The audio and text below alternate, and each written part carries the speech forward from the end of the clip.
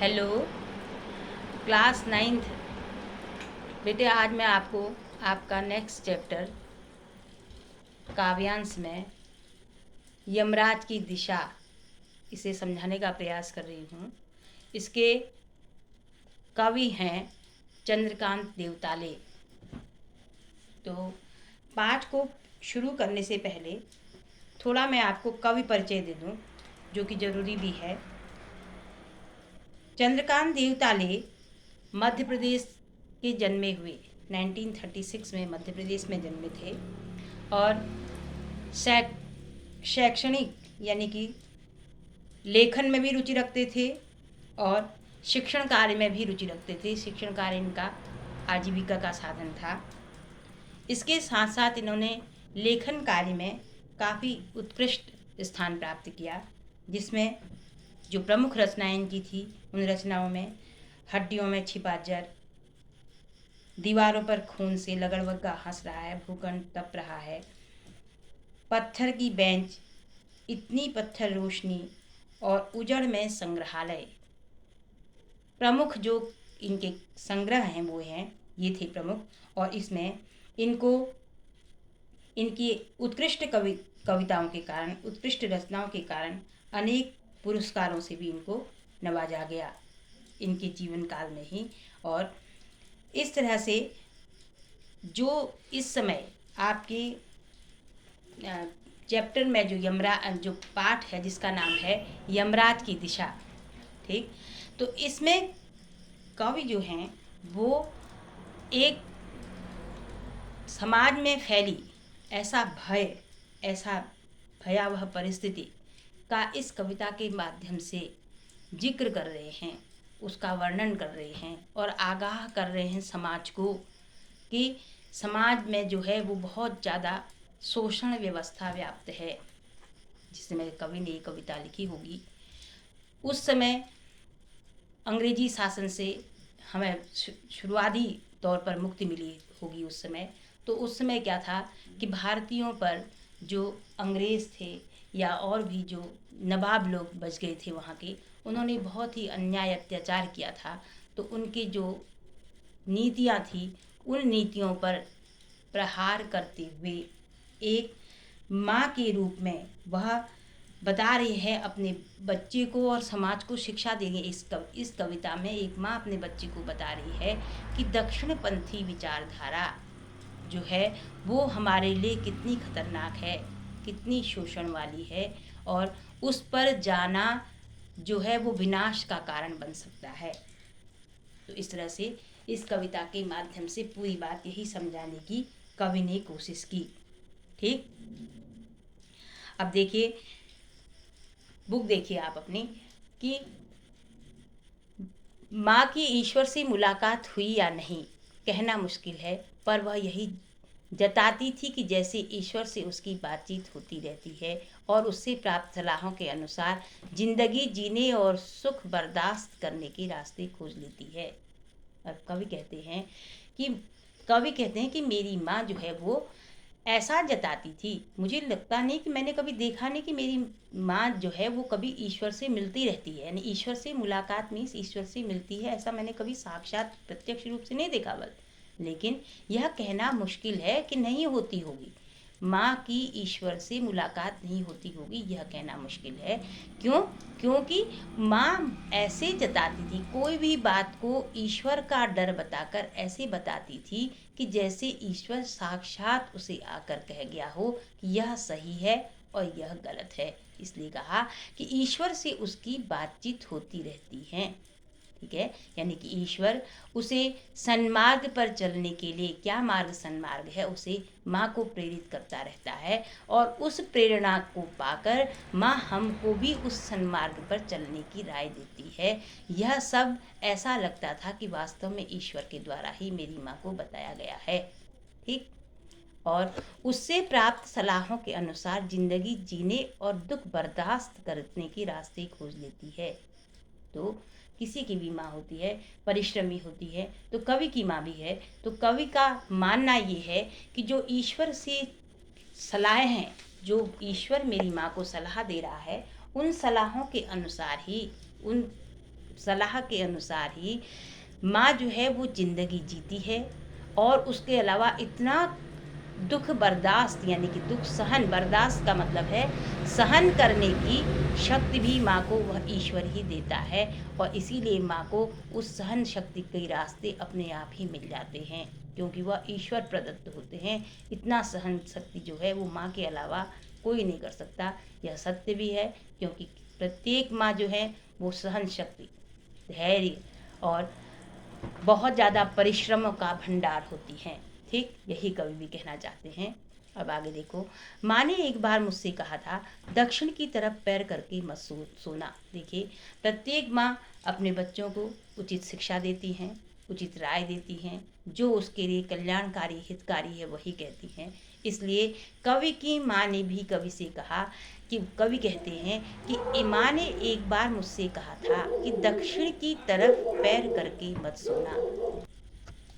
जैसा कि हमारे शास्त्रों में या हमारे विचार या हमारी परंपराएं कहती हैं कि दक्षिण की ओर जो है वो मृत्यु, जो यमराज का मृत्यु की दशा है, यमराज की दिशा है। इसलिए दक्षिण की ओर हमारी परंपराओं में जो हमारी मान्यता है उसके अनुसार दक्षिण की ओर सिरहाना करके, यानी कि तकिया रख के या पिलो रख के नहीं सोना चाहिए। तो वैसे ही लेकिन कवि की माँ कहती है कि पैर करके नहीं सोना चाहिए। ठीक है, कवि कहते हैं कि मेरी माँ ने मुझसे एक बार कहा कि दक्षिण की तरफ पैर करके मत सोना, क्योंकि पैर करने से क्या होता है, तलवे दिखते हैं। माँ का कहना है कि वह मृत्यु की दशा है, यानी कि दक्षिण जो है वह मृत्यु की दशा है। कहने का मतलब है दक्षिणपंथी विचारधारा की ओर जो भी अग्रसर होगा उसका विनाश निश्चित है, ये मतलब है। ठीक, और यमराज को क्रुद्ध करना बुद्धिमानी की बात नहीं, क्योंकि दक्षिण दिशा मृत्यु की दिशा है। जो मृत्यु का देवता है वो यमराज है। और यमराज को क्रुद्ध करना मीन्स यानी उसे पैर के तले दिखाना, पैर करके सोना, उसे क्रोधित करना। क्रुद्ध करना मीन्स उसे गुस्सा दिलाना, यह अच्छी बात नहीं, क्योंकि अगर यमराज क्रोधित हो जाएंगे तो मृत्यु क्या होगी, समय से पहले ही आएगी, अकाल मृत्यु हो सकती है। इसलिए यह बुद्धिमानी की बात नहीं कि दक्षिण की ओर को पैर करके सो, अर्थात दक्षिणपंथी विचारधारा की ओर अग्रसर मत हो। ठीक, तब मैं छोटा था और मैंने यमराज के घर का पता पूछा। उसने बताया था तुम जहाँ भी हो वहीं से हमेशा दक्षिण में। कवि कहते हैं कि मैं तब छोटा था, मीन्स तब मैं बहुत छोटा था, इस बात को नहीं समझता था कि कौन सी दिशा कहाँ को होती है। तब मैंने अपनी माँ से पूछा कि यमराज का घर का हम कैसे मानेंगे कि कौन सी दक्षिण दिशा है।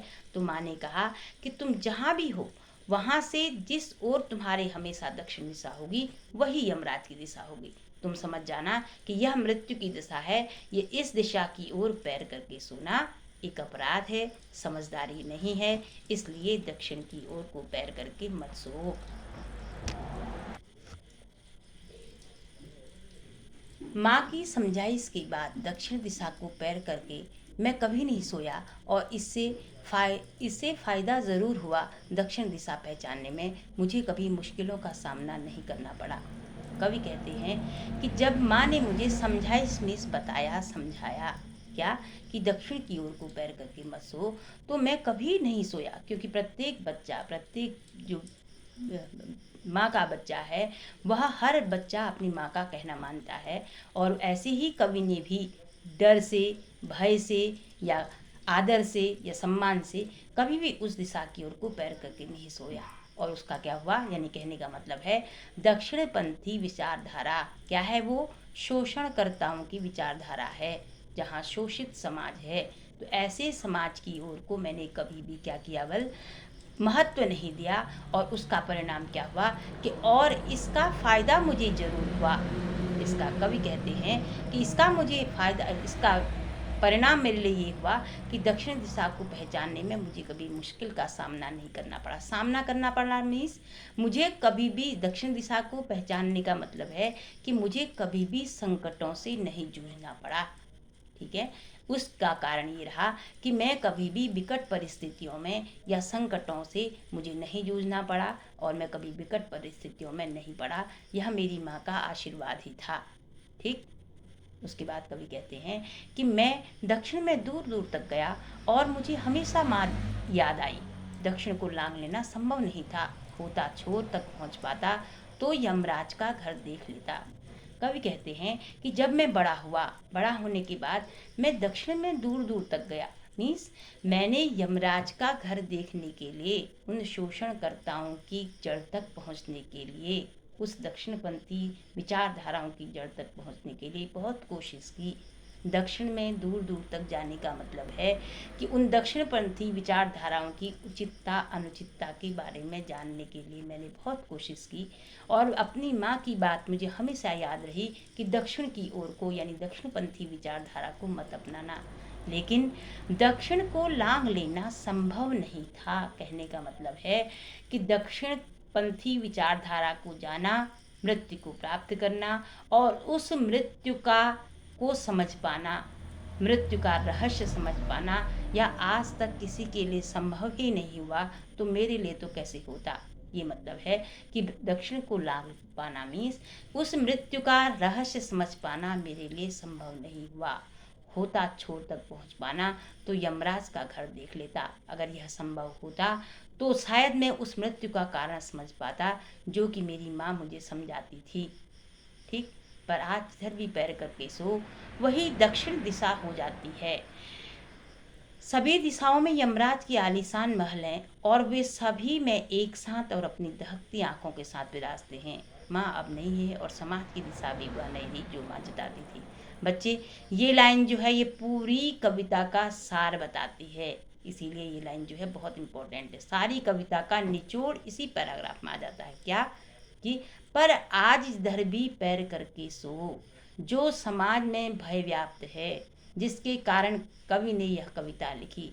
कवि कहते हैं कि आज इधर भी पैर करके सो। पहले केवल एक दिशा ही शोषणकर्ताओं की दक्षिणपंथी विचारधारा की दिशा थी, जो कि केवल दक्षिण थी।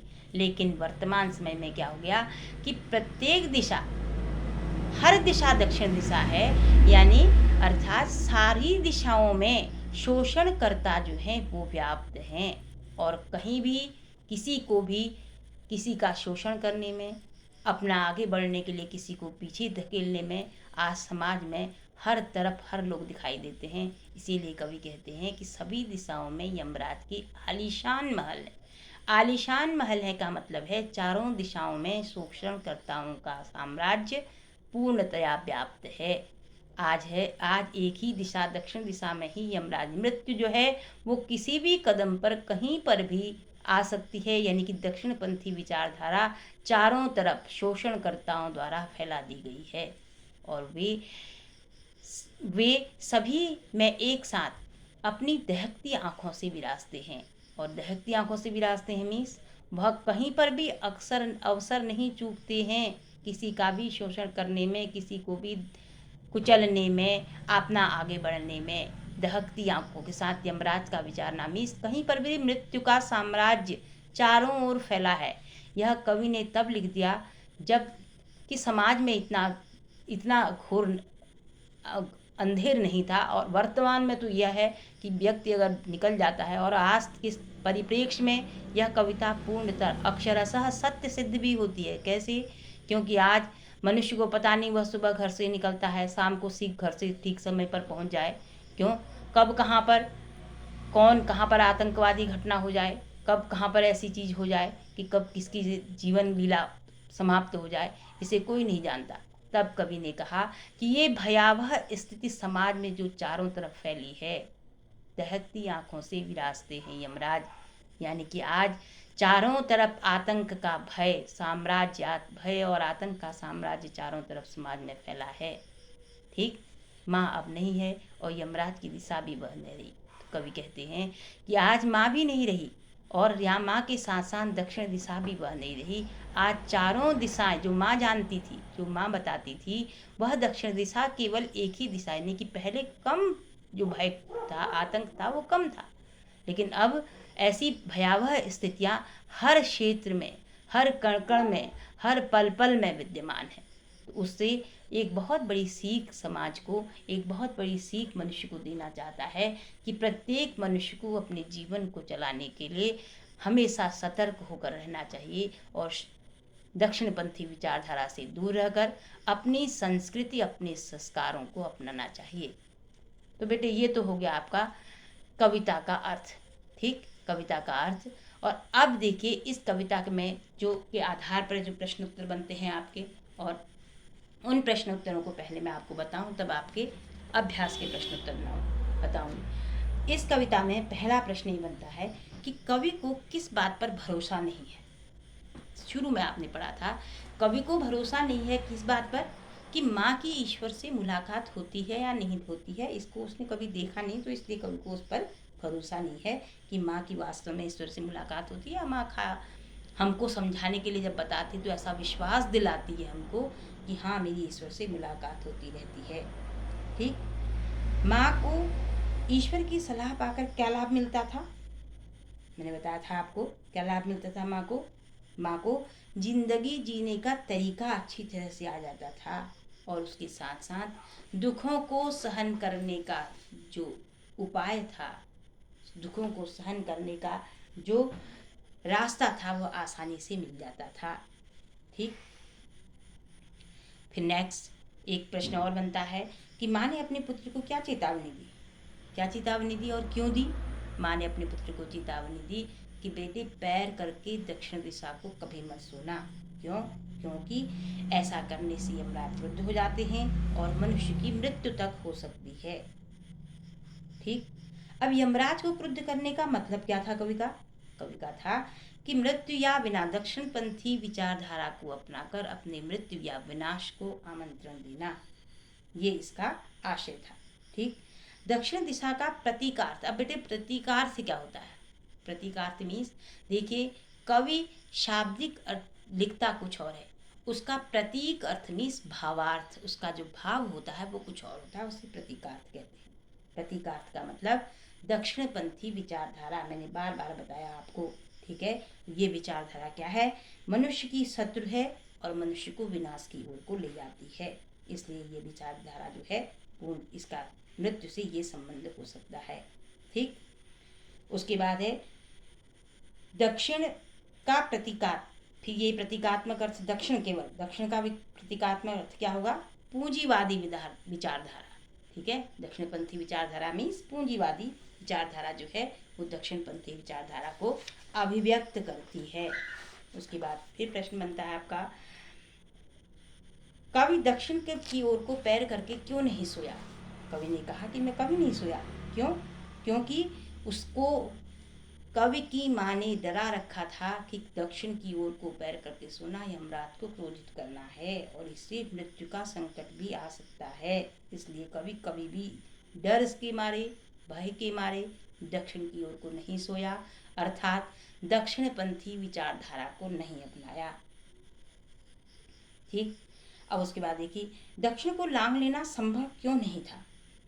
क्यों नहीं था? क्योंकि दक्षिण का मतलब है मृत्यु, और मृत्यु का रहस्य को जान पाना यह किसी के लिए भी आज तक संभव ही नहीं हो पाया, और कवि के लिए कैसे संभव हो पाता, इसलिए यह संभव नहीं हो पाया। कवि फिर उसके बाद एक प्रश्न और बनता है आपका कि दक्षिण दिशा का छोर न होने का, छोर मीन्स किनारा, हाँ दक्षिण दिशा का कोई छोर नहीं था, यानी कि उसका क्या प्रतीकार्थ है? ठीक है, इसका प्रतीकार्थ है दक्षिणपंथी विचारधारा या पूंजीवादी विचारधारा के खतरों का कोई अंत नहीं है, उससे आने वाले संकटों का कोई अंत नहीं है, वो अनंत हैं, वो कहीं पर भी किसी भी तरह से कैसे भी विनाश की ओर को ही ले जाते हैं। ठीक, अब देखिए एक प्रश्न आपका और बनता है इसमें कि सब जगह दक्षिण दिशा क्यों कहा? कवि ने ऐसा क्यों कहा कि सब जगह दक्षिण दिशा हो गई है? क्यों कहा? क्योंकि आज समाज में, देश में, राष्ट्र में, विश्व में चारों तरफ शोषण व्यवस्था का विस्तार हो चुका है, इसलिए कवि ने यह कहा। ठीक, सभी दिशाओं में यमराज के आलीशान महल होने का क्या आशय है, क्या मतलब है इसका? कहने का मतलब है, कवि कहना चाहता है कि शोषणकर्ताओं ने समाज में प्रत्येक दिशा में अपना जाल ऐसे फैला दिया है कि कोई भी आम व्यक्ति जो है, आम आदमी जो है इस व्यवस्था से बच ही नहीं सकता। ठीक, माँ के समय में और कवि के समय में क्या अंतर आता है। देखो बहुत से प्रश्न बनते हैं, मैं आपको कुछ कुछ प्रश्नों को फिर भी बता रही हूँ कि क्या अंतर आ गया है माँ के समय में और आज के समय में। ठीक है, माँ के समय में क्या था, केवल एक दक्षिण दिशा ही ऐसी दिशा थी, यानी कि दक्षिणपंथी विचारधारा ही ऐसी थी कि जहाँ पर कि खतरा था। लेकिन वर्तमान समय में प्रत्येक दिशा में दक्षिणपंथी विचारधारा, शोषणकर्ताओं की जो विचारधारा है वो चारों तरफ व्याप्त है। ठीक, समझ में आ गया बेटे। अब देखिए, ये तो आपका प्रश्न क्या था, उसके आधार पर क्वेश्चन आंसर हुए। अब आपको मैं प्रश्न बताऊं जो आपके बुक के आधार पर है, उनका आंसर बताऊं। कवि को कभी दक्षिण दिशा पहचानने में मुश्किल क्यों नहीं। पहला प्रश्न आपका बुक का है, क्यों नहीं हुई। क्यों नहीं हुई, क्योंकि माँ ने उसे बार बार समझाया और अपनी माँ से मिले गहरे संस्कार, जो माँ समझाती है, जो माँ के संस्कार होते हैं, उन्हीं संस्कारों के कारण कवि को दक्षिण दिशा पहचानने में कभी मुश्किल नहीं हुई। कवि ने ऐसा क्यों कहा कि दक्षिण को लांघ लेना संभव नहीं, क्योंकि दक्षिण दिशा का कोई चोर में, अभी मैंने एक बार और बताया था। ठीक, अब वैसे लंदी प्रश्न में भी आप लिख सकते हो कि वह अनंत है, उसे लांघ लेना संभव नहीं, यानी कि शोषण व्यवस्था का कोई निश्चित स्वरूप नहीं होता। शोषण व्यवस्था जो है वो अन्य रोज हमेशा नए नए रूप धारण करती है और नए नए रूप धारण करके समाज में शोषण करती है और हमेशा के लिए अमर रहती है, इसलिए इससे मुक्त नहीं हुआ जा सकता। कवि के अनुसार, थर्ड क्वेश्चन है आपका, कवि के अनुसार आज हर दिशा दक्षिण दिशा क्यों हो गई। क्यों हो गई, क्योंकि आज समाज में दक्षिणपंथी विचारधारा या पूंजीवादी विचारधारा जो है वह पूर्णतया प्रतीक के रूप में स्थित हो गई है। ठीक, जो शोषण को बढ़ावा देती है, शोषण को बढ़ावा शोषक देते हैं और शोषक जो है वो दिन पे दिन समाज में बढ़ते जा रहे हैं। और आज जहाँ भी देखो वहाँ प्रत्येक मनुष्य का शोषण हो रहा है। शोषक जो है वो किसी भी तरह से कहीं पर भी नहीं हिचकता। फिर नेक्स्ट है, भाव स्पष्ट कीजिए। मैंने बहुत अच्छी तरह से अभी आपको बता दिया कविता में। अब देखिए, कुछ प्रश्न बुक में ऐसे भी होते हैं जो कि आपको खुद के करने होते हैं, एंड इसमें कुछ प्रश्न ऐसे भी होते हैं कि जिन, जैसे आपका एक प्रश्न है इसमें कि कवि की माँ ईश्वर से प्रेरणा पाकर उसे कुछ मार्ग निर्देश देती थी। आपकी माँ भी समय समय पर आपको सीख देती है। प्रत्येक माँ, हर एक की माँ अपने बच्चों को उचित राय, उचित पद प्रदर्शन अवश्य करती है। आपकी माँ भी करती होंगी। तो ये आपका प्रश्न है, आप क्या लिखते हैं इसमें। आप कोशिश कीजिए कि जो आपका जो ट्रुथ है, जो सत्य है, उसे लिखने की, जिससे कि आपको इस प्रश्न का उत्तर खुद ही मिल जाएगा। ठीक बेटा, अब ये आपका पार्ट जो है भी कंप्लीट हो गया। ठीक, आशा है आपको समझ में आ गया होगा। और अगर आपको समझ में आया हो तो आप इसे प्लीज़ लाइक करें, शेयर करें और सब्सक्राइब करें, और इसे परीक्षा में इस वीडियो को पढ़कर इसका लाभ उठाएं, ऐसी मेरी आशा है। धन्यवाद।